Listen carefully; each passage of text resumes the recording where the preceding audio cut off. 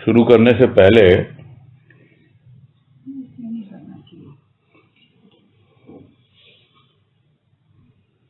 यही आ रहा है मन में कि जैसे ग्रुप में आते हैं, डिस्कशन भी होते हैं और लगभग वही लोग गिने चुने होते हैं जो ग्रुप में डिस्कस करते हैं। तो इसलिए मन में यही विचार आया कि बहुत बार लोगों को समय नहीं होता है या आपस में टाइम भी नहीं होता है, लेकिन उनके पास अपनी कुछ वाणी भी होती है, इंडिविजुअली, पर्सनली, और या कुछ जिज्ञासा भी होती है। तो यदि इस तरह का भी कुछ हो तो हम प्रेफरेंस तो वाणी को ही देंगे, भले ही कोई अकेला या इंडिविजुअल डिस्कस करना चाहे। तो अभी तो शुरुआत कर रहे हैं आज, जो पहले से आए हुए हैं, लेकिन उसमें भी जो नए लोग हैं उनको ही प्रेफरेंस देंगे। हम अवॉइड करेंगे रिपीट करने का। तो यही मेरा वक्तव्य था, यही आप लोगों को प्रेषित करना था, बताना था। तो शुरू करते हैं। सबसे पहले भक्ति की चेतावनी 1049। तो जिन लोगों ने ये वाणी भेजी है या चर्चा करने के लिए जिज्ञासा रखी है वो हैंड रेस करें।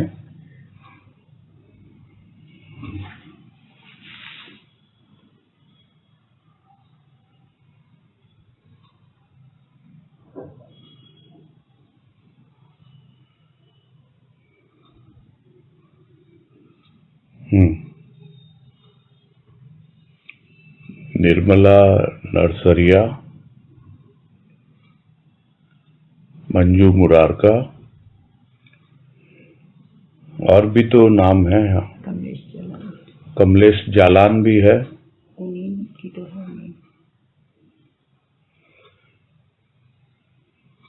चलो कोई बात नहीं है।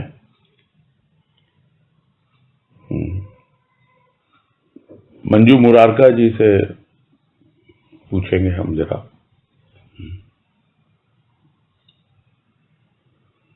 पहले थोड़ा परिचय देंगे, मैं पहचान नहीं पाया हूँ। हेलो। हाँ, हरिओम। हरिओम भैया जी, हरिओम। हाँ, मैं आपसे बात तो की, कोटा में भी मिली थी भैया। मेरी बहन रहती है, मैं भाईंदर में रहती हूँ, बॉम्बे में। मिली हुई तो हूँ, आप देखोगे तो। कोटा में भी अपन मिले थे 2-3 बार। नहीं, वो हो सकता है। आप भाईंदर रहते हो क्या बॉम्बे में? हाँ, बॉम्बे में। अच्छा, ठीक है, कोई बात नहीं। हाँ, बोलिए। बांद्रा सत्संग में आती हूँ। ठीक है, बोलिए। वाणी है भक्ति की चेतावनी। प्रेम कहो या वासना, ये तो उत्तेजित भाव है, स्थिर रहे तो स्थिति बने। भक्ति की चेतावनी की वाणी है। वैसे मैंने वाणी कभी ऐसे इतनी खोली नहीं है, पर अभी भगवान मौका दे रहा है तो जो बुलाएगा वो बोलूंगा। मतलब प्रेम कहो या वासना की, दोनों ही उत्तेजित भाव है। जैसे संसार का प्रेम हो या वासना हो, भगवान का भी प्रेम हो, वो भी होता है, तो उसमें भी मन एकदम आनंदमय हो जाता है। वो तो अभी हमारी वो स्थिति पर बोले दोनों ही उत्तेजित भाव है, संसार का हो या भगवान का हो। तो हमको बोले इस दोनों उत्तेजित भाव स्थिर कैसे होंगे? तो बोले दोनों में से कौन सा, जैसे प्रेम हमारा शुद्ध प्रेम होगा ना भगवान से, तो हम स्थिर होंगे, नहीं तब हमारी स्थिति बनेगी। नहीं तो हम दोनों में ही झूलते रहेंगे। हमारा जो भगवान से प्रेम नहीं होएगा तो हम दोनों स्थिति में ही झूलते रहेंगे। तो हमको स्थिर, जैसे हम सत्संग करते हैं, हमारा थोड़ा थोड़ा भाव संसार से कम होता है, अभाव कम होता है, और उससे प्रेम होता है। संसार के प्रेम को तो प्रेम कहते हैं, पर वो मोह रहता है। तो हमारा उससे प्रेम अगर हमको महसूस भी होता है कि हम थोड़े थोड़े स्थिर होते हैं। तो बोले जो बनेगी। नहीं तो हम दोनों में ही प्रेम वासना में इसमें जुड़ते रहे तो हमको वो प्रेम शुद्ध प्रेम होएगा भगवान से, तो ही हमारी स्थिति बनेगी। और वो शुद्ध प्रेम भगवान से प्रार्थना होगी हमारी, उससे रात दिन हमारे जितना जितना उससे शुद्ध प्रेम होएगा उतनी उतनी हमारी पुकार होएगी, उतना ही हमारा प्रेम होएगा, तो उतने ही हमारी स्थिति बनेगी और हम स्थिर हो पाएंगे। उससे मतलब एकदम हमारा जुड़ाव होएगा तो ही हम स्थिर हो पाएंगे। मुझे तो भैया यही समझ में आ रहा है, अभी आप थोड़ा समझाइए। हरिओम। हरिओम। हाँ, मैं तो समझाऊंगा। निर्मला जी से भी थोड़ा परिचय ले लें।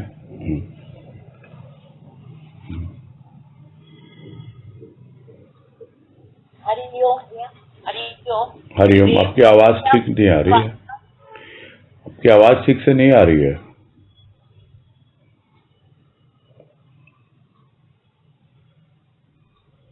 अनम्यूट करिए। हरिओम। हरिओम। हाँ, हरिओम। हाँ, बोलिए। प्रेम कहो या वासना, यह तो उत्तेजित भाव है, स्थिर रहे तो स्थिति बने। तो भक्ति की चेतावनी की वाणी है कि प्राणी भक्ति पथ पर भी बढ़ता है तो उसका मन स्थिर नहीं होता, मन एकाग्र नहीं होता। और भक्ति में मन एकाग्र होना बहुत ज्यादा जरूरी है कि जब मन ही एकाग्र है तो हम परमात्मा से जुड़ेंगे कैसे। तो कहा प्रेम कहो या वासना, यह तो उत्तेजित भाव है कि शरीर से जब हम किसी से प्यार करते, शरीर का प्यार है, जब केवल संसार का प्यार है, वासना है कि मन में वासना का भाव है, तो यह उत्तेजित भाव है। तो प्रेम में क्या रहता है, प्रेम में प्राणी स्वार्थ रहता है, कहीं न कहीं छुपा हुआ स्वार्थ। और वासना में भी हम देखते हैं कि अहंकार रहता है। प्रेम और वासना में ये भाव रहते ही रहते हैं। संसार में जब प्यार करते तो इन भाव आते ही हैं। तो कहा प्रेम कहो या वासना, और ये भाव हमें हमारे दिल में उत्तेजना पैदा करते हैं। तो बोले प्रेम कहो या वासना, यह तो उत्तेजित भाव है। और जब उत्तेजना आती है जीवन में तो स्थिरता नहीं आती। वहाँ हम लोग मतलब अपने मन उत्तेजित होता है तो स्थिर नहीं हो पाता, और जब तक स्थिर नहीं होगा तो हम भगवान से नहीं जुड़ेंगे। इसलिए बड़ा स्थिर रहे तो स्थिति बने। तो तुम जब तक स्थिर नहीं होगे, जब तक ईश्वर से प्रेम नहीं होगा, ईश्वर से प्रेम नहीं होगा, तब तक हमारा मन स्थिति नहीं बनेगी, हम स्थिर हो ही नहीं पाएंगे। इसीलिए कहा कि प्रेम कहो या वासना, यह तो उत्तेजित भाव है, स्थिर रहे तो स्थिति बने। हाँ, हरिओम। आप मुंबई से हो ना? हाँ, नहीं, भाईंदर। भाईंदर से। ठीक। लेते हैं वाणी।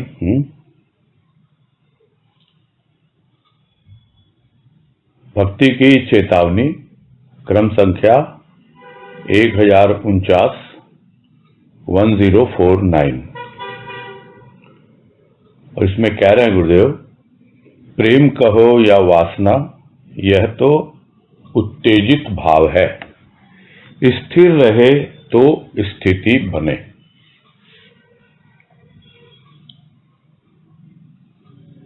तो सर्वप्रथम तो हमें समझना है कि प्रेम और वासना में क्या अंतर होता है।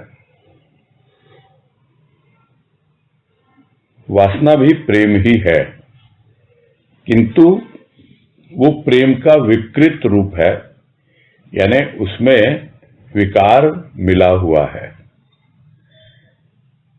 वासना में प्रेम न हो ऐसा होता नहीं है, किंतु वह प्रेम शरीर से जुड़ा हुआ है, स्थूल के भाव से, विचारों से जुड़ा हुआ है, इसलिए वो प्रेम दूषित हो जाता है, वो प्रेम वासना बन जाता है। दूसरी ओर यहाँ जिस प्रेम की बात हो रही है, वो प्रेम अपने आप में पूरी तरह शुद्ध है, निर्मल है, किंतु वो प्रेम पहले कभी अनुभव में नहीं आया भक्त को, इसलिए जब वो अनुभव में आता है तो वो भी एक उत्तेजना पैदा करता है। एक उत्तेजना है शरीर की, यानी बाहर की प्रकृति की उत्तेजना। एक उत्तेजना है सूक्ष्म की, यानी भीतर की प्रकृति की उत्तेजना। यानी कौन सी प्रकृति उस उत्तेजना को प्रभावित करती है ताकि वो उत्तेजित भाव हमें समझ में नहीं आता। प्रेम में है किंतु हम समझ नहीं पाते कि क्या प्रभु का प्रेम भी इतना उत्तेजित कर सकता है। बिल्कुल करता है। और वो जो उत्तेजना है वो आवश्यक भी होती है। उत्तेजना क्या देती है? उत्तेजना देती है उमंग, उत्साह, एक ऐसा उछाल मारता है हृदय, जिस तरह गंगा है वो प्रकट होना चाहती है चट्टानों के बीच से, तो प्रकट होती है गोमुख से, और उसमें कितना वेग होता है, कितनी उत्तेजना होती है उसमें कि मैं जल्दी से जल्दी पहुंचूं, अपने सागर से मिलूं मैं जाकर। वैसे ही जब प्रभु का प्रेम आता है जीवन में, काफी उत्तेजना होती है। और यही कि जिसने मेरे भीतर इस प्रेम की जागृति की है, जिससे मैं अब तक अनजान था, बस जल्दी से जल्दी मैं उससे मिलूं, इस प्रेम को उसी में समा दूं। किंतु यह उत्तेजित भाव है, समझ नहीं पाता। यह भाव स्थिर रहे, यानी टिका रहे, कंटिन्यू करे, तब जाकर स्थिति बनती है। तो एक बात तो स्पष्ट रूप से समझ में आ गई कि प्रेम भी एक प्रकार का भाव ही है, और वो भाव जो कंटिन्यू करे, जैसे गंगा बह रही है वैसे ही प्रेम भी हमारे भीतर बहता रहे, उसका प्रवाह सतत निरंतर बना रहे। वो कंटिन्यू जब करेगा तब जाकर एक स्थिति बनती है, और वो स्थिति होती है सहज और सरल स्थिति। तो गंगा जब चलती है पहाड़ों से काफी उत्तेजना होती है, किंतु जब वो आ जाती है मैदानों में तो बिल्कुल सहज रूप से उसका प्रवाह चलता रहता है, और बड़े आराम से और इत्मीनान से पहुंच जाती है, सागर में समा जाती है। तो यहां यही चेतावनी है कि अभी भक्ति में लगे हो, तुम्हारे भीतर प्रेम की जागृति हुई है जिससे तुम परिचित नहीं हो। तुम परिचित हो वासना की उत्तेजना से। जब वो प्रेम तुम्हारा उसी तरह स्थिर रहेगा, टिका रहेगा, तब जाकर तुम भक्ति में आगे बढ़ोगे और तुम्हारा भाव सहजता से तुम्हारे जीवन में आ जाएगा। और ये बोलते बोलते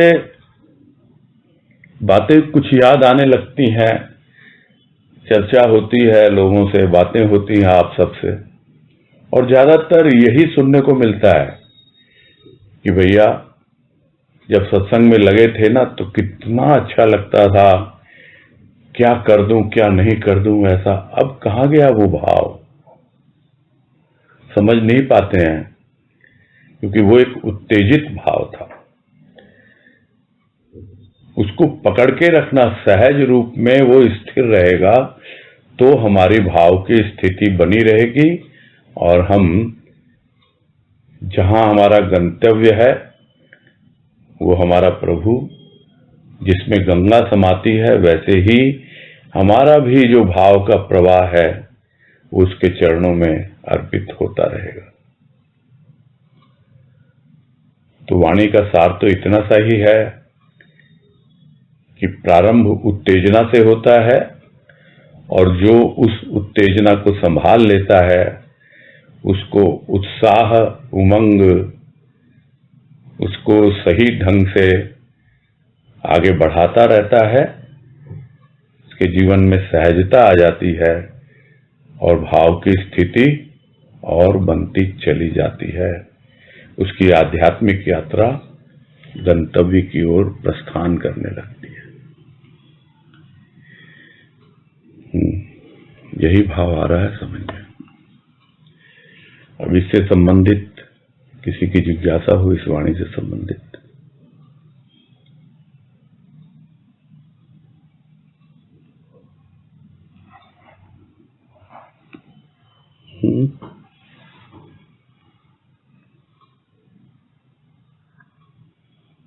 नहीं है?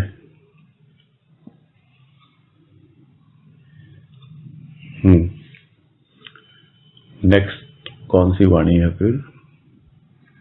भाव की? नया जी तनुश्री शर्मा का हैंड रेज हुआ। अच्छा, हैंड रेज है।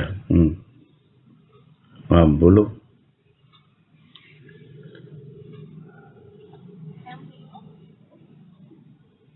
आवाज कम आ रही है, बहुत धीरे आ रही है, आवाज आ ही नहीं रही है। प्रणाम भैया। हरिओम। हरिओम। ये मतलब प्रेम में स्थिरता, थोड़ा सा और समझना था कि प्रेम में स्थिरता कैसे है और क्या तात्पर्य है। वो तो है ना, आप सहज रूप में लेना प्रेम को। एक एक्साइटमेंट होता है, उत्तेजना होती है, उमंग अलग चीज होती है। वो ऐसी लहरें होती हैं जो आपको धीरे धीरे आगे बढ़ने को प्रेरित करती है। किंतु जो उत्तेजना होती है वो जिस तरह एकदम से आग प्रज्वलित हुई और बिल्कुल वो ठंडी भी पड़ गई। और यही बोल रहे हैं, ये उत्तेजित भाव है, चाहे वो वासना हो चाहे वो प्रेम हो। और जो उसको संभाल लेता है, समझ लेता है, तो उसको वो थोड़ा सा आग भड़कने नहीं देता, उसके पहले ही उसको काम में लेता है, चैनलाइज कर देता है। स्थिर रखने के लिए, उसको कंटिन्यू रखने के लिए जैसे ही वो उत्तेजना आए आप उसको कंट्रोल कीजिए।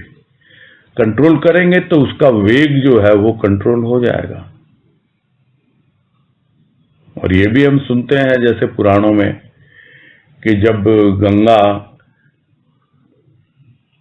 भगवान विष्णु के चरणों से निकली तो इतना वेग था उसमें,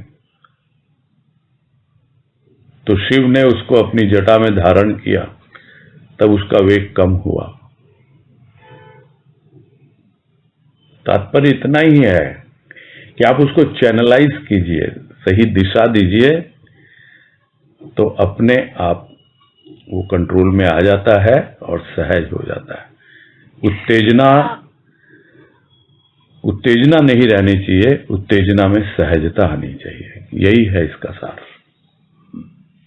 भैया, चैनलाइज करने का कोई प्रैक्टिकल एग्जांपल मिल सकता है? प्रैक्टिकल एग्जांपल है, आप कुछ भी सुनते हो, पढ़ते हो और एकदम भाव में उत्तेजना आती है आपके, तो ऑब्वियसली क्या करूं क्या नहीं करूं, तो अक्सर यही होता है, आप उसको लिख लो, डायरी में नोट कर लो या कहीं और लिख लो। ये सब जितने हम डायरी वगैरह पढ़ रहे हैं ना, वो सब वही है और कुछ नहीं है।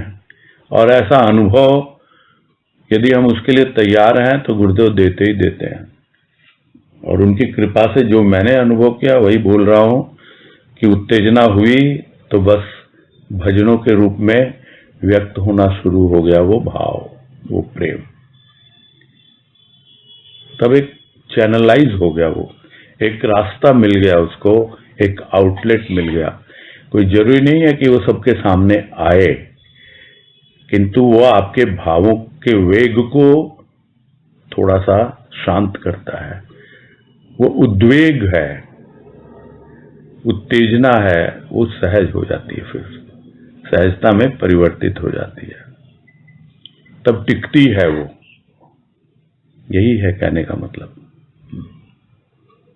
हाँ भैया, हरिओम। हरिओम।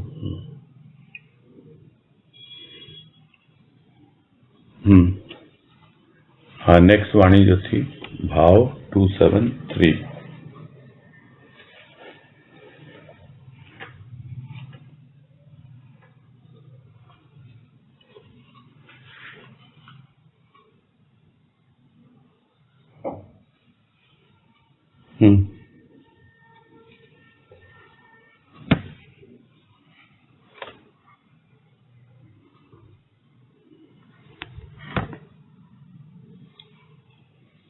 और यही तो मैं कह रहा था ना कि वो गिने चुने लोग हैं, वही रिपीट होते रहते हैं। किसको मौका दें अब, किसको बोलने को बोले? तनुश्री का तो नाम नहीं है इसमें। तनुश्री का तो नाम नहीं है इसमें। भाभी कह रही है तनुश्री का तो नाम नहीं है इसमें।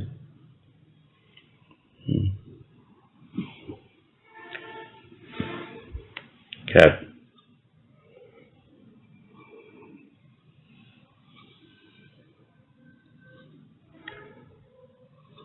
पूनम जी आप बोलिए।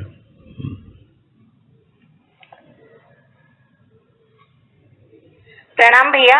हरिओम। हाँ, नमस्कार, हरिओम, बोलिए। हाँ, भाव की वाणी है 273 नंबर की। ये प्राणी तेरे प्राण, स्वयं भगवान, फिर दान क्या, प्रतिदान क्या, ज्ञान क्या, भान क्या, इंसान क्या। तो भैया थोड़ा इस तरीके से समझ में आ रहा था। ये वाणी असलियत में हम लोग ने फ्राइडे के सत्संग में खोली थी और मुझे ही खोलने के लिए आई थी, तो थोड़ी ऐसे हो रहा था, इसलिए कल हम लोग ने वापस इसमें चर्चा की थी। तो ये इसमें मतलब इस तरीके से मुझे लग रहा था कि जब भाव की स्थिति बनती है तो इस तरीके से गुरुदेव हमको बता रहे हैं कि वो उसको ये अनुभव में आ रहा है भाव की स्थिति में कि ये जितने भी प्राणी हैं ये भी सब तेरे प्राण है स्वयं, क्योंकि तू स्वयं भगवान है। जैसे वो आनंद पद में गुरुदेव ने अपना स्टार्टिंग में जो लिखा है ना कि गुरुदेव अनुभव कर रहे हैं कि हर प्राणी में वो ही वो है, तो वैसा ही मुझे कुछ ये भाव लग रहा था। तो जब फिर वैसा अनुभव होता तो फिर इंसान जो हम सोचता है कि भाई मैं दान करूंगा तो मुझे पुण्य मिलेगा, अगला जन्म अच्छा मिलेगा, तो दान करने की जो भावना है फिर क्या जरूरत है? दान तो कोई दूसरा होता है उसको ही दिया जाता है, लेकिन ये तो मैं स्वयं ही हूँ, तो स्वयं ही स्वयं को क्या दान देगा? और फिर बदले में प्रतिदान क्या, फिर बदले में चाहना भी क्या, खुद से ही क्या चाहना? और फिर ज्ञान क्या, ज्ञान जो हमें जो ज्ञान प्राप्त करना है कि मेरा जीवन क्या है, तो वो ज्ञान तो मिल गया कि वो स्वयं भगवान है। और भान क्या कि जैसे हम बोलते हैं कि जब तक वो जागृति नहीं हो तब तक हमें अपने होश में बने रहना है। और इंसान क्या, जो मनुष्य जीवन लिया था तो वो सार्थक हो गया क्या, मतलब इसी तरीके से थोड़ा कुछ भाव आ रहा था। दोनों में अलग अलग क्यों दिया हुआ है? इन लोगों ने इसमें भक्ति की चेतावनी लिखा और यहाँ पे भाव की वाणी है। दो तरह से क्यों लिख रखा है?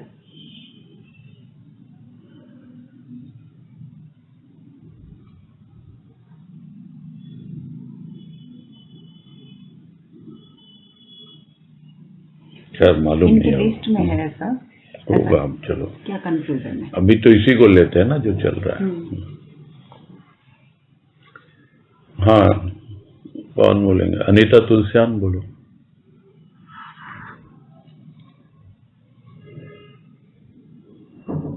प्रणाम भैया। हाँ, नमस्कार। ये प्राणी तेरे प्राण, स्वयं भगवान, फिर दान क्या, प्रतिदान क्या, ज्ञान क्या, भान क्या, इंसान क्या। तो ये लग रहा है कि वाणी तो भाव में है, लेकिन ऐसा लग रहा है कि इसका लेवल तो ज्यादा ही ऊंचा है। तो ये जो प्राणी है, जो जितने भी इंसान मनुष्य दुनिया में बनाए हैं, हम लोग सुनते हैं कि भगवान ने मनुष्य की उत्पत्ति करके स्वयं हमारे भीतर आकर के वो बैठ गया और उसने कह दिया कि तुझ में मुझ में कोई फर्क नहीं है। वो स्वयं भगवान है, उसने हमको भगवान बनाकर ही भेजा हुआ है, लेकिन हम अपने रूप को जान नहीं पाते हैं, इसलिए हम उस ज्ञान और भान के पीछे भागते रहते हैं, कोशिश करते रहते हैं कि हमको ज्ञान हो जाए, अपने रूप का भान हो जाए। तो उसने तो हमको ये मनुष्य जीवन इतना सुंदर अद्भुत जीवन दान में दे दिया, लेकिन अब हमारा भी होता है ना कि किसी ने हमको कुछ दिया तो हम भी आजकल जैसे होता है कि रिटर्न गिफ्ट, तो हम भी उसने इतना सुंदर जीवन दिया है तो हम उसको प्रतिदान में क्या दें? तो प्रतिदान में यही देना है कि जिस लिए उसने हमको ये जीवन दिया है कि हम अपने आप का भान हो जाए, हमको ज्ञान हो जाए, तब जाकर ये इंसान होना हमारा सार्थक होगा।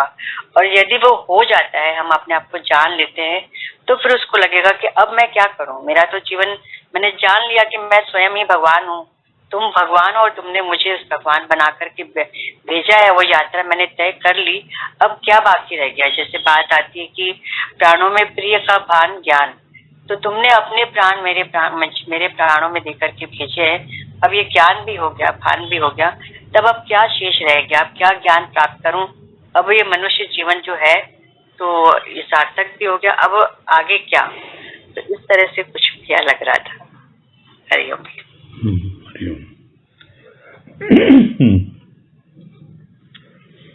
नहीं, ठीक है, भाव तो है ही, स्पष्ट ही आप लोगों को। इसमें मुझे एक क्लियर नहीं हुआ कि क्या कंफ्यूजन हो रहा आपको या आप लोगों को जिन्होंने भी ली है, क्योंकि ये एक ऐसी अवस्था बन जाती है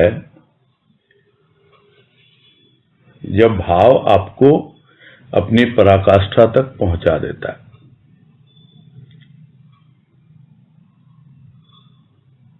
इसका पहला जो वाक्य है वो यही समझा रहा है कि भाव की अवस्था में अब वो उतर रहा है नीचे, जहां तक पहुंचना था पराकाष्ठा तक वहां पहुंच चुका है। और वहां पहुंचने के बाद जब वो लौट रहा है तब अपनी पहले की यात्रा को याद कर रहा है कि पहले मैंने क्या क्या नहीं किया, कौन से कर्म मैंने नहीं किए, कौन से विकर्म मैंने नहीं किए, विशेष कर्म। तब जाकर मैं अकर्म की स्थिति में पहुंचा कि अब मुझे क्या करना है, मुझे कुछ नहीं करना। अपने ऊपर अपनी कृपा हुई, प्रभु की कृपा हुई और ज्ञान हो गया, कर्म का अवसान हो गया, ज्ञान का अवसान हो गया। तो अब जो मैं लौट के जा रहा हूं फिर से इस संसार में, इस दुनिया में, तब भी क्या मुझे इन सब चीजों की आवश्यकता पड़ेगी? क्योंकि एक बार यदि यह अनुभव में आ जाए कि तुम्हारे प्राण, सब प्राणी मात्र जितने भी हैं उनसे जुड़े हुए हैं, उनसे जुड़े हुए हैं, यानी तुम जिसे समझते थे कि तुम्हारा अपना एक अस्तित्व अलग है और सृष्टिकर्ता का अस्तित्व अलग है, दोनों एक दूसरे से जुड़े हुए हैं। अभी तक तो सुना था कि जो पिंड में है वही ब्रह्मांड में है, किंतु अब उसे वो भाव की स्थिति में अनुभव दे दिया देने वाले ने, उसकी पराकाष्ठा तक पहुंचा दिया, उसे आत्म भाव में प्रतिष्ठित कर दिया। और जब वो लौट के आता है तब देखता है अरे जो पिंड में है वही तो ब्रह्मांड में भी है। सुनी हुई बात जिसका उसने कुछ न कुछ किसी न किसी रूप में आभास किया था, उसे भान हुआ था और उसी के आधार पे वो आगे बढ़ा था। यह भी सुना था कि बड़ी मुश्किल से मानव जीवन तुझे मिला है, तू इंसान बन के आया है और तुझे भगवान बनना है। तो उसके पहले क्या किया, जो एक और वाणी में समझाते हैं गुरुदेव कि तू इंसान नहीं, तू भगवान है। भगवान बन, भगवान न बन सके तो भगवान का बन। तो भगवान का बना और उस भगवान ने ऐसी कृपा की, सदगुरु भगवान ने, कि बिल्कुल वही का वही बना दिया, उस भाव की अवस्था में पहुंचा दिया वहां।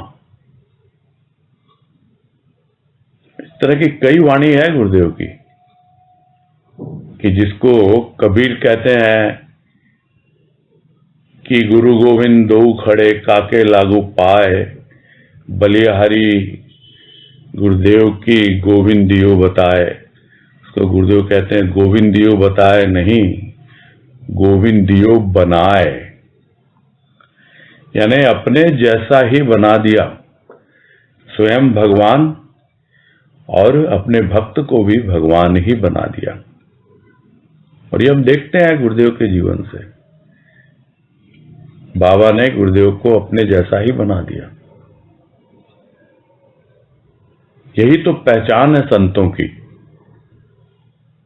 अभी कल ही प्रवचन किसी का था, उस पर चर्चा हो रही थी कि संतों का सानिध्य जब पूरी तरह सूक्ष्म में होता है, पूरी तरह भाव के साथ होता है, तो भाव की यदि थोड़ी सी भी अनुभूति हमें मिलती है तो भी हम संतत्व की ओर बढ़ने लगते हैं।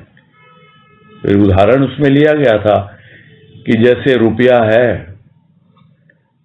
तो रुपया एक है, हो सकता है हम एक पैसे की जैसे आए हैं उसके सामने, किंतु उस एक पैसे की भी कीमत कितनी है?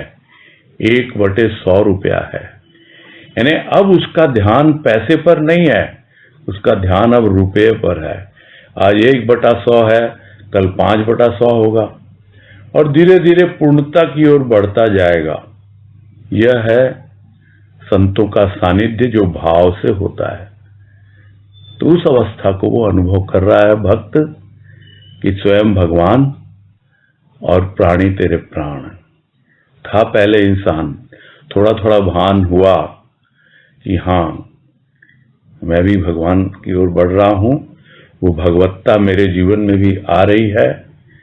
और फिर वो ज्ञान जब हो गया तब हो गया काम, ज्ञान का अवसान हो गया।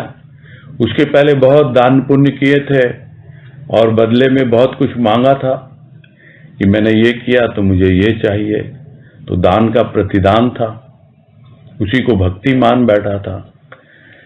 यानी भक्ति और ज्ञान, कर्म और ज्ञान सब अवसान हो गया सबका।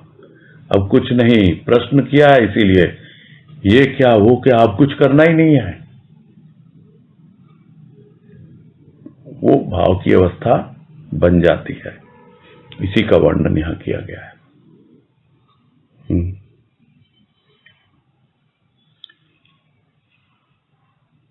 ठीक है, कोई जिज्ञासा इससे संबंधित?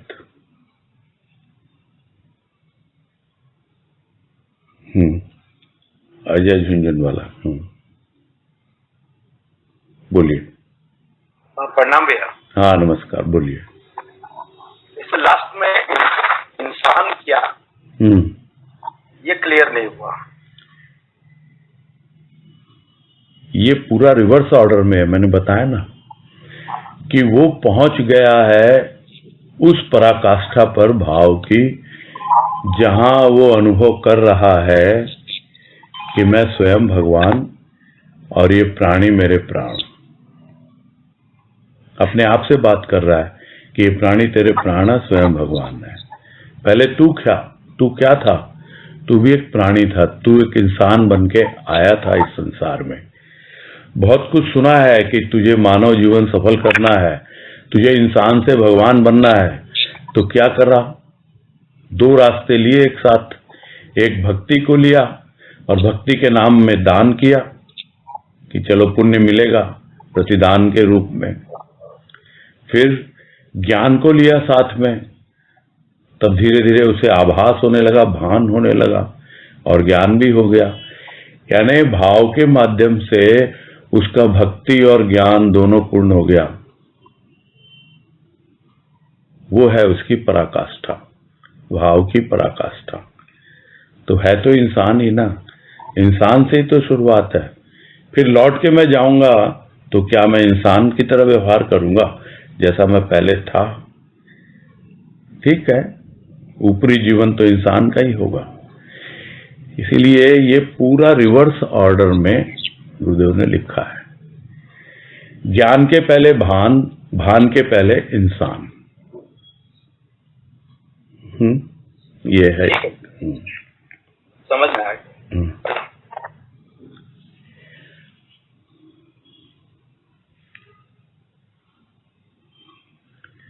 और कुछ? फिर नेक्स्ट ले। नेक्स्ट है चेतना 182।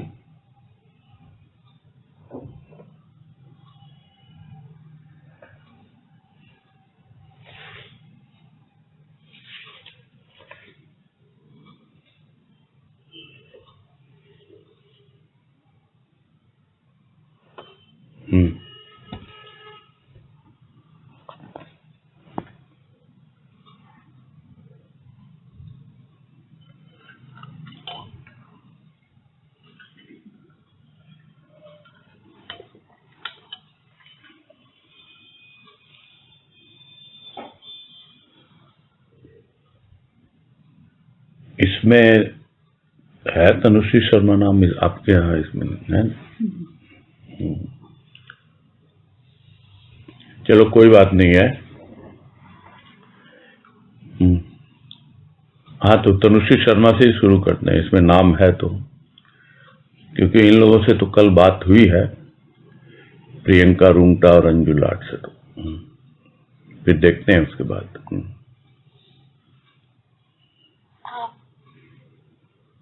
प्रणाम भैया। हाँ नमस्कार, बोलिए। स्क्रीन पे वाणी नहीं आ रही, मैं एक बार निकाल लेती हूँ। क्या बोल रहे हैं? जो स्क्रीन पे वाणी आ रही थी वो चली गई, मैं एक बार निकाल लेती हूँ। कोई नंबर एक बार बोल दे। 182 नंबर। चेतना 182। हाँ।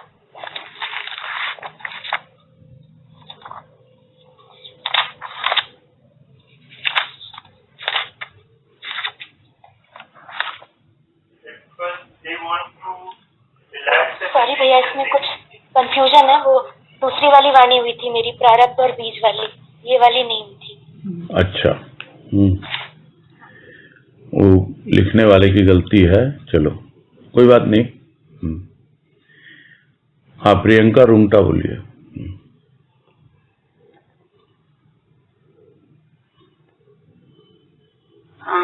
हरिओम भैया। हाँ हरिओम, बोलिए।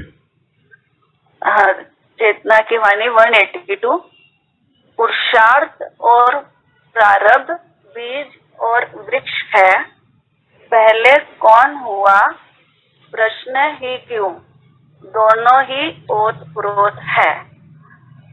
इसमें यही भाव समझ में आ रहा है भैया कि पुरुषार्थ और प्रारब्ध, मतलब जैसे भक्त भक्ति कर रहा है और भक्ति करते हुए उसकी जैसे चेतना जागृति हो रही है, और यही भाव आ रहा है कि पुरुषार्थ और प्रारब्ध बीज और वृक्ष है। मतलब जो हम आज जो कर्म करेंगे वो हमारा वही हमारा फल मिलेगा। जैसा हम कर्म करेंगे वैसा हमें फल मिलेगा। तो ये उदाहरण पे ये आ रहा है ध्यान में कि गीता में जैसे कृष्ण ने कहा था अर्जुन से कि तुम कर्म करते जाओ, फल की चिंता मत करो। तो मतलब जैसे हमें सिर्फ कर्म करते रहना है, हमें हमारा फोकस कर्म पे होना चाहिए और फल की चिंता नहीं करनी है, क्योंकि जो हमारा जो बीज कर्म करेंगे वो बीज फिर वही हमारा फल बनेगा। तो जैसे बताया कि वाणी, एक वाणी से ध्यान में आ रहा है गुरुदेव की कि अतीत व्यतीत हुआ, वर्तमान में रत, वर्तमान में रत, प्रेम भविष्य सदा उज्जवल। तो हमें मतलब शुभ कर्म करते रहना है, और जो आज हम कर्म करेंगे वर्तमान में, वही कर्म हमारा फिर वो कल बन जाएगा, और आने वाला कल भी हमारा वैसा ही होगा। तो अगर हम आज प्रभु के प्रेम और भाव में रत होकर भीतर में सूक्ष्म में प्रेम और भाव में प्रभु के रत होकर स्थूल में जो भी हम शुभ कर्म करेंगे, तो उसके अनुसार हमें अपने आप ही फल मिलेगा। तो उसकी हमें चिंता नहीं करनी है।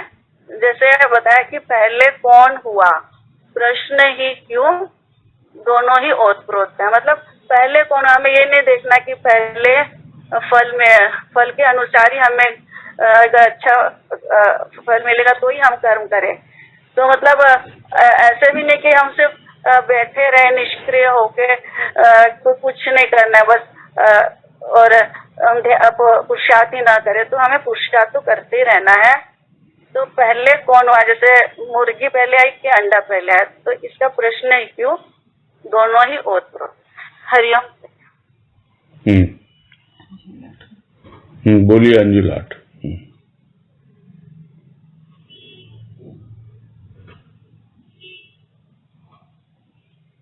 प्रणाम भैया। हाँ नमस्कार। चेतना की 182 पुरुषार्थ और प्रारब्ध बीज और वृक्ष हैं। पहले कौन हुआ, प्रश्न ही क्यों, दोनों ही ओतप्रोत हैं। थोड़ी ऐसी समझ में आ रही थी कि बीज और वृक्ष हम लोग देखते हैं और सुनते भी हैं कि पहले बीज हुआ कि वृक्ष हुआ, और जो वृक्ष होगा उसमें जो फल फ्रूट लगेंगे और उस बीज से ही वापस से पौधे के रूप में होगा, और दोनों ही ओतप्रोत है। तो हम लोग कह नहीं सकते हैं कि पहले किसकी क्या है। और पुरुषार्थ और प्रारब्ध, ये दो शब्द आए हैं, गुरुदेव ने हमें समझा रहे हैं कि हम लोग पहले तो ये समझें कि प्रारब्ध क्या है। जो प्रारब्ध जो हम बोलते हैं, हमारा जो भाग्य है, जो हम भाग्य लेके आए हैं, और उसके अनुसार ही हमारा जीवन हमारा चलता रहता है। और हम कहते हैं जब अच्छा चलता है तो हम कहते हैं कि हमारे ये भाग्य में है, और थोड़ी सी भी कुछ निगेटिविटी आती है तो हमारा कहते हैं कि हमारा ऐसा ही भाग्य है। और जब चेतना जागने लगती है भक्ति करते करते, तो वो देखना उसको आने लगता है। तो वो समझ पाता है कि पुरुषार्थ जैसे मैंने कर्म किए थे उसी हिसाब से अब मेरे भाग्य में वो चीज मुझे मिली। जैसे स्कूल में भी हम लोग देख लेते हैं कि स्कूल में कैसे हमारे कर्म होते, उसी हिसाब से हमें स्थूल मिलता है। वैसे ही जब देख पा रहा है कि भक्ति करते करते क्या मिला मुझे, तो वो देख पा रहा है कि पूरा का पूरा जब उसका सरेंडर हो जाता है अपने प्रभु के प्रति, पूरा समर्पण जब हो जाता है, और जब कहते हैं कि वो ही मेरे जीवन को चलाता है, जब उसका इस तरह से जो भाव बन जाता है, तो वो कहते हैं कि वो 90% तो फिर वो ही करता है, 10% हमें जो पुरुषार्थ करना रहता है, जो हमें कर्म करना रहता है, वो हम करते हैं। और उसके ऊपर जब हम पूरी तरह से समर्पण कर देते हैं, तो फिर हम उसका भाग्य का और प्रारब्ध का हम किसी तरह से सोचते नहीं हैं, और कहते हैं कि दोनों ही ओतप्रोत है। जैसे एक बार संतमुनि में भी ये भाव आया था कि गीता में तो हम लोग सुन लेते हैं कि जैसे कर्म करते जाओ, फल की इच्छा नहीं है, लेकिन अब कुछ ही दिनों पहले भी संतमुनि में ये भाव था कि कर्म और फल तुम्हारा साथ साथ में चलता है, तुमको उसके लिए कुछ भी विचार करना नहीं है। जैसे कर्म करोगे वैसे ही तुम्हें फल मिलेंगे। अच्छे कर्म करोगे तो तुम्हें उसका नतीजा स्वयं ही तुम देख पाओगे कि तुम्हें उसका नतीजा कैसे हो रहा है। और तुम अगर सही ढंग से कर्म नहीं कर रहे हो, जैसे हम अभी सत्संग से ही रिलेटेड सोचते हैं कि हम हमारी भावना में क्या है, हम किस तरह से अपनी लाइफ स्टाइल जी रहे हैं। तो हम अच्छी तरह से उसको लाइफ स्टाइल को अपने सत्संग से, अपने भाव से ले रहे हैं कि हमारे हर कार्य में सिर्फ ईश्वर की ही कर्तापन का भाव रहता है। तो फिर हमको उसके लिए फल की इच्छा की जरूरत नहीं पड़ती है और हमारे कर्म और भाग्य हमारा साथ साथ में चलता है, दोनों ओतप्रोत रहते हैं, हमें उसके लिए सोचना नहीं पड़ता है। इसीलिए गुरुदेव समझा रहे हैं कि तुम्हें उसके लिए प्रश्न और जिज्ञासा क्यों हो रही है, तुम्हें तो करते रहना है और उसके फल की इच्छा ही नहीं करना है, दोनों ही साथ साथ में चलते हैं, ओतप्रोत हैं। भैया इतना सही समझ में आया। प्रणाम भैया।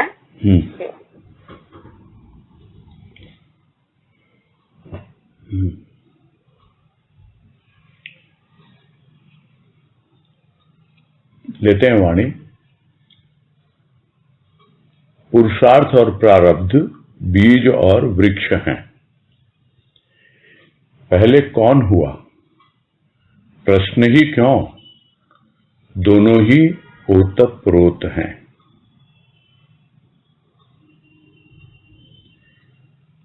बात वहीं आ जाती है कि पहले कौन हुआ। तो ये प्रश्न उसी के भीतर उठता है जो समझ नहीं पाता कि पुरुषार्थ क्या होता है और प्रारब्ध क्या होता है, और पुरुषार्थ और प्रारब्ध का आपस में क्या संबंध है। और उस संबंध को गुरुदेव समझा रहे हैं। पुरुषार्थ और प्रारब्ध बीज और वृक्ष हैं। एक होता है कर्म और एक होता है पुरुषार्थ। कर्म में और पुरुषार्थ में थोड़ा सा अंतर है।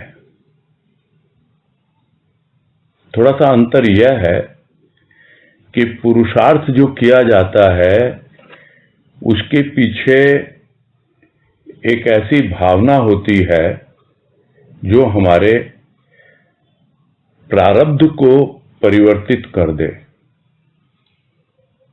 प्रारब्ध यानी जो भी हमारे पूर्व जन्म के संस्कार हैं, उनके आधार पर जो अभी हमें यह जन्म मिला है, तो यही कहा जाता है कि यही प्रारब्ध लेकर आया है, और उसको साधारण भाषा में भाग्य भी कहा जाता है। तो ये बात तो आई ही अभी। किंतु जो कर्म है, कर्म तो होते ही रहते हैं, लेकिन पुरुषार्थ जो है वो विकर्म है। विकर्म यानी विशेष कर्म।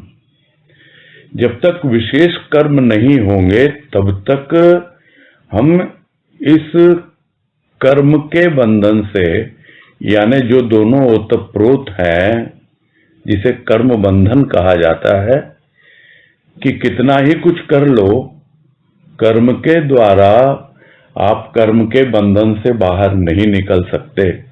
दोनों एक दूसरे में ओतप्रोत रहेंगे। उसके लिए आपको कुछ विशेष कर्म करने पड़ेंगे, और वो विशेष कर्म जो होते हैं वही पुरुषार्थ का नाम लेते हैं। उसे ही हम भक्ति और ज्ञान कहते हैं। यानी भक्ति और ज्ञान दोनों जब पुरुषार्थ करेंगे तो अपने आप ही हमारा प्रारब्ध बदलने लगता है। ये भी कहा जाता है, जो अक्सर हम सुना भी करते हैं, कि समय से पहले और भाग्य से ज्यादा कुछ नहीं मिलता। हम सबने सुना होगा ये। किंतु जो पुरुषार्थ करते हैं वो इस बात की चिंता नहीं करते, इस बात की परवाह नहीं करते कि उन्हें समय से पहले चाहिए या भाग्य से ज्यादा चाहिए। उन्होंने तो अपना समय भी और अपना भाग्य भी दोनों ही अपने प्रभु को सौंप दिया, और जो कुछ भी उन्हें भक्ति के नाम पर करना है वो कर रहे हैं, और जो कुछ भी ज्ञान प्राप्त होता चला जा रहा है वो उसके आधार पे आगे बढ़ते चले जा रहे हैं। यानी दोनों चीजें साथ साथ चलती रहती हैं। था कभी बीज रूप में वो पुरुषार्थ, और आज जब वो वृक्ष रूप में आता है तब पता लगता है कि कहीं न कहीं हमारे पूर्व जन्म के संस्कार रहे होंगे, और उसी के कारण आज हमारी भक्ति इतनी सुदृढ़ हो रही है। आज हम ज्ञान की ओर बढ़ रहे हैं। यदि हम भाग्य पर ही छोड़ देते, प्रारब्ध पर ही छोड़ देते, अरे ये तो मेरे भाग्य में है ही नहीं, भाग्य से ज्यादा तो मिलेगा ही नहीं, किंतु देने वाला उससे भी ज्यादा देता है, यह भक्त को विश्वास होता है। वो उसकी अपेक्षा नहीं करता, उसकी आशा नहीं रखता, किंतु फिर भी उसे मिलता है, यह उसे पता है। बस मैं तो अपना पुरुषार्थ करता चला जाऊं जो मेरे लिए करने योग्य है, और उसमें जरा भी कोताही ना बरतूं, यानी सुस्ती ना दिखाऊं। और इन्हीं सब बातों को कई बार सुना होगा आपने मुझसे, वो भी गुरुदेव की कृपा ही कहूंगा, अपने अनुभव के आधार पर ही, कि हमारे हाथ में है क्या, क्या कर सकते हैं हम, कौन सा पुरुषार्थ कर सकते हैं। बहुत सीमित है हमारे हाथ में, और हम यही सोच के छोड़ देते हैं कि भाई हमारे हाथ में तो कुछ है ही नहीं, सब तो करने वाला वही करता है। लेकिन वो सब नहीं करता, 100% नहीं करता है। 10% हमारे हाथ में और 90% उसके हाथ में। उसी की कृपा है, 90% उसी की कृपा है, किंतु 10% अपनी कृपा भी होनी चाहिए। और जब अपनी कृपा अपने ऊपर होती है और हम उस 10% जो हमारे हाथ में है पुरुषार्थ करने के लिए, उसको हम 100% देते हैं, जो आजकल की भाषा में कहा जाता है गिव योर 100%, उसमें हम जरा भी सुस्ती ना दिखाएं, कोताही ना बरतें। हमारे लिए जो भी करने योग्य भीतर से वो प्रेरणा देता है, उसके अनुसार किए जाएं तो कोई समस्या है ही नहीं। हम अपने ऊपर कृपा करना कम कर देते हैं, अपना 100% नहीं देते, इसलिए प्रोपोर्शनेटली उसकी कृपा भी उसी ढंग से हमें अनुभव में आती है। ये भी कहते हैं लोग कि तदबीर से बिगड़ी हुई तकदीर बना ले, अपने पे भरोसा है तो दांव लगा ले। कौन सा दांव लगा ले? कि जो करना है इसी जीवन में करना है, पता नहीं और जीवन मिलेगा कि नहीं, मनुष्य बन के आऊंगा कि नहीं आऊंगा। बड़े भाग मानुष तन पावा, कितना बड़ा भाग्य है कि जिससे मुझे मनुष्य का शरीर मिला है। ये जरूर मेरा प्रारब्ध है, कुछ कर्म मैंने किए होंगे ऐसे, कुछ पुरुषार्थ किए होंगे ऐसे पूर्व जन्म में, तो अभी क्यों ना करूं पुरुषार्थ, क्यों न इस मानव जीवन को सफल बनाऊं, और यह सोच ले जो करना है इस जीवन में करना है। तो जीवन की एक अवधि है, वर्षों में है, तो वर्षों तक क्या हम प्रतीक्षा करते रहेंगे? वर्ष को हम महीनों में लाते हैं, और महीने को हम दिनों में लाएं, और एक एक दिन जो हमारे लिए करने योग्य है वो यदि हम करें, तब हमें पता लगेगा कि दोनों साथ साथ चलते हैं, और कैसे हमारा प्रारब्ध और हमारा पुरुषार्थ एक दूसरे के साथ ओतप्रोत होते हुए हमें उस अवस्था तक पहुंचा देता है, यानी वो विकर्म हमें उस अवस्था तक पहुंचा देता है जो अकर्म की स्थिति होती है, यानी फिर कर्म करना नहीं पड़ता, पुरुषार्थ करना नहीं पड़ता, अपने आप कर्म होते हैं। और उसी को गुरुदेव ने समझाया कि वो है प्राकृतिक, पूर्ण रूप से प्राकृतिक, स्थूल की प्रकृति और सूक्ष्म की प्रकृति। तो जो पिछली वाणी में भी था कि अब तो कर्म का और ज्ञान का दोनों का अवसान हो गया, और क्या करने योग्य है, अब कर्म होंगे, अपने आप होंगे, ज्ञान भी आएगा, अपने आप आएगा, क्योंकि जहां पहुंचना था वहां पहुंच गया। दोनों एक दूसरे से ओतप्रोत, पुरुषार्थ और प्रारब्ध, और अंतिम क्षण तक, यानी जब तक ये जीवन है तब तक उस भाव को, उस अवस्था विशेष को मेंटेन करके रखना है, उसे बरकरार रखना है। यह प्रश्न भीतर उठना ही नहीं चाहिए कि मुझे क्या पुरुषार्थ करना है, मेरा क्या प्रारब्ध है, किंतु वो अवस्था उपलब्ध हो जाए, भाव की उस पराकाष्ठा तक हम पहुंच जाए जो हमें ज्ञान करवा दे, आत्मभाव में प्रतिष्ठित करवा दे। तब पता लगता है कि दोनों ही एक दूसरे से ओतप्रोत है।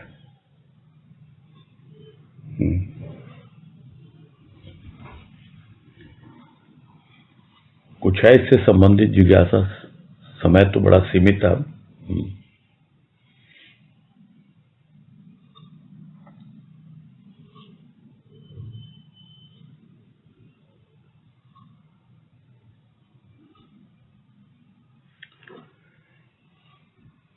ठीक है, फिर पूरा करते हैं। हरिओम भैया जी। हाँ, हरिओम। हरिओम सभी को। हरिओम। सबको हरिओम। सबको हरिओम। हरिओम। हरिओम। हरिओम। सबको हरिओम। हरिओम। सबको हरिओम। हरिओम। सबको हरिओम।